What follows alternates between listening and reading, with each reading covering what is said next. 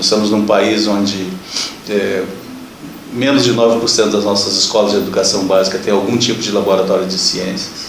Estamos num país em que menos da metade das escolas tem laboratórios de informática, onde a média de computadores para uso dos alunos na escola é na casa de 10 computadores, ou seja, uma precariedade absoluta de recursos e de infraestrutura. A infraestrutura da escola é precária, então a gente não tem laboratórios convencionais, ou seja, na maioria das escolas não tem. Quando tem também não tem equipamentos. A falta de profissionais nas áreas STEM, ciência, tecnologia, engenharia, artes e matemática, pode ser um reflexo desse problema. Em 2012, a cada 20 estudantes matriculados em cursos de engenharia, apenas 4 se formaram. Os alunos têm acesso com facilidade aos dispositivos móveis, como os celulares, os tablets ou mesmo os computadores convencionais. Todos têm acesso praticamente, são pouquíssimos os alunos que não têm acesso. E boa parte desses alunos também tem acesso à internet. A maioria das escolas públicas do Brasil tem acesso à internet. E entre os estudantes de ensino médio participantes do projeto, 89% têm smartphones e 86% têm acesso à internet.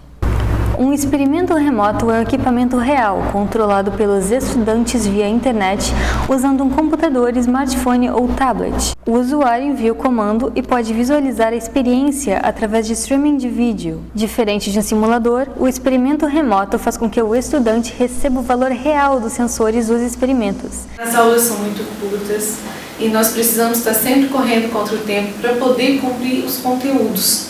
E a experimentação remota, ela possibilita isso, que o aluno acesse também e pratique também como uma tarefa de casa. O Laboratório de Experimentação Remota, na Universidade Federal de Santa Catarina, foi fundado em 1996 e é localizado em Araranguá, no sul de Santa Catarina. Os princípios que regem ainda o laboratório, desde 96, são os mesmos. Nós temos que desenvolver os experimentos com o mais baixo custo possível, que é para poder replicar. E todos os experimentos do RexLab, eles têm livre acesso. Com esses 2 requisitos funcionais, nós atendemos o mais básico requisito funcional do RexLab, que é a inclusão social. Os experimentos criados no RexLab usam uma arquitetura baseada em módulos, que facilita a replicação e o desenvolvimento de outros experimentos. O Raspberry Pi, um computador de $35, é usado como um servidor, e uma placa de aquisição e controle de dados desenvolvida no RexLab é responsável pela comunicação com os sensores dos experimentos.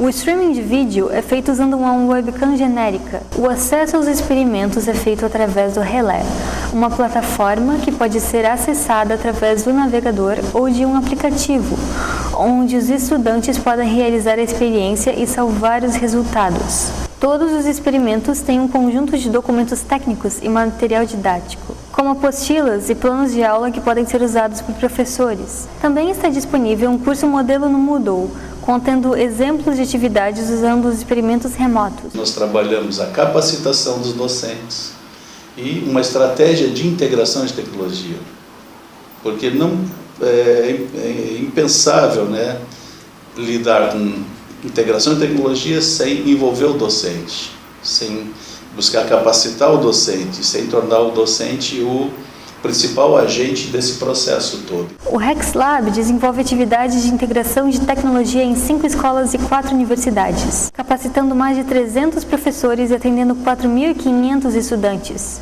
Na verdade, muitos alunos que tinham dificuldade, né, na disciplina, eles passaram a não ter, porque eles estão aliando a teoria, que a gente trabalhava muito com a teoria, hoje a gente alia a teoria com a prática. Então isso é muito importante para ele está tendo um desenvolvimento científico muito melhor, né, e consegue sanar essas dificuldades. Os experimentos RexLab são acessados em média 130 vezes por dia e foram acessados por mais de 100 países.